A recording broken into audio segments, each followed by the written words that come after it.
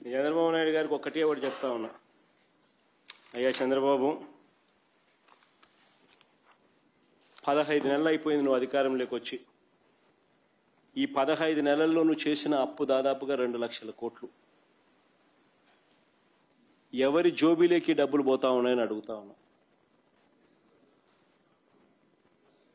రాష్ట్ర చరిత్రలో ఇదొక కని విని ఎరగని అధ్యయనం. ఒక్కసారి ఈ షీట్ చూస్తే రాష్ట్రం పుట్టినప్పటి నుంచి చంద్రబాబు నాయుడు గారు ఇప్పటి వరకు చేసిన రాష్ట్ర అప్పుల పరిస్థితి ఏమిటి అని చెప్పి ఈ స్లైడ్లో కనిపిస్తుంది. రాష్ట్రం బైఫర్కేట్ అయిన రోజున రాష్ట్రానికి సంబంధించిన టోటల్ అప్పులు, గ్యారంటీడు, నాన్ గ్యారంటీడు అప్పులు మొత్తం అన్నీ కలిపి 1,40,717 కోట్లుంటే ఆ అప్పులు కాస్త చంద్రబాబు నాయుడు గారు దిగిపోయే నాటికి 3,90,247 కోట్లు అయ్యాయి.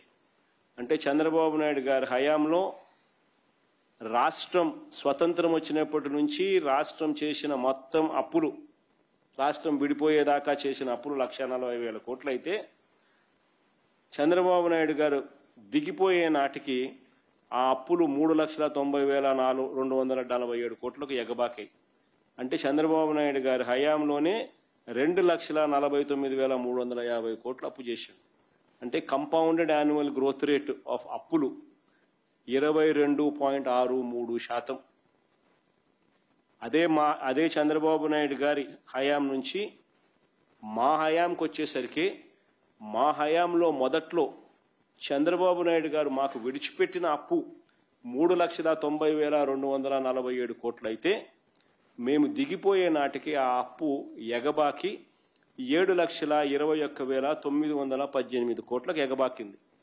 అంటే మా హయాంలో మేము 3,32,671 కోట్లు మేము అప్పు చేశాం.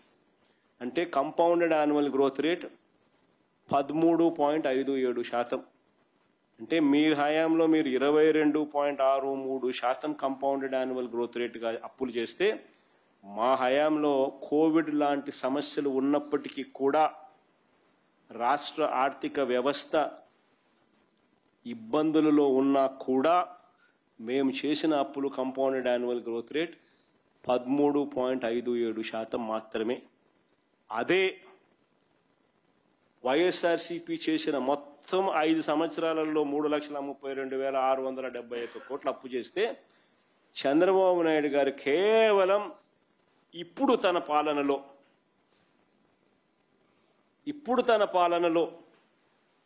ఈ 16 నెలల కాలంలో 15 నెలల ఇప్పుడు తన పాలనలో ఈ 2 ఏళ్ల లోపు తాను చేసిన ఈ పాలనలో ఏకంగా 191,361 కోట్లు ఇప్పటికే అప్పు చేసినాడు. అంటే మేము చేసిన 5 సంవత్సరాలలో మేము 3,32,671 కోట్లు అప్పు చేస్తే ఈయన 2 ఏళ్ల లోపే చేసిన అప్పు, 2 ఏళ్ళు కూడా ఇంకా కాల, చేసిన అప్పు 191,361 కోట్లు. అంటే 57.5% అప్పులు మేము 5 ఏళ్లలో చేసిన అప్పుకు ఈయన 57.5% అప్పులు ఈ 16-17 నెలల్లో చేసేసినాడు. నేను అడుగుతా ఉన్నా, మరి ఈ డబ్బులన్నీ ఎవరి జోబీలోకి పోతా ఉంటాయి? ప్రజలకు ఏమో పథకాలు రావడంలా, ప్రజల జోబీ లేకపోవడంలా.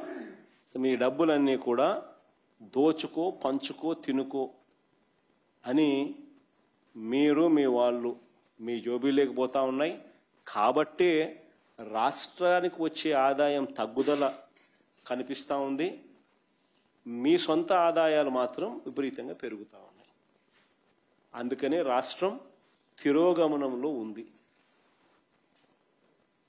ఈరోజు రాష్ట్రంలో ఏ స్థాయిలో రాష్ట్ర ఖజానాను తూట్లు పొడుస్తూ, రాష్ట్రానికి రావాల్సిన ఆదాయాలు ఏ రకంగా దెబ్బ కొడుతూ, సొంత ఆదాయాలు మాత్రమే చంద్రబాబు నాయుడు గారు ఆయనకు సంబంధించిన మాఫియా నాయకులు పంచుకుంటున్నారు అనంటే, రాష్ట్రానికి సంబంధించిన ఆదాయం ఎక్కడెక్కడ పడిపోతా ఉంది అనంటే,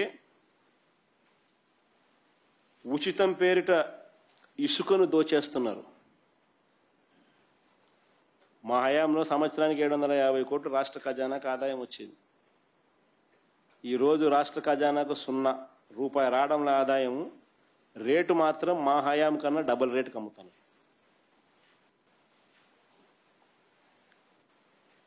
మట్టిని దోచేస్తున్నారు.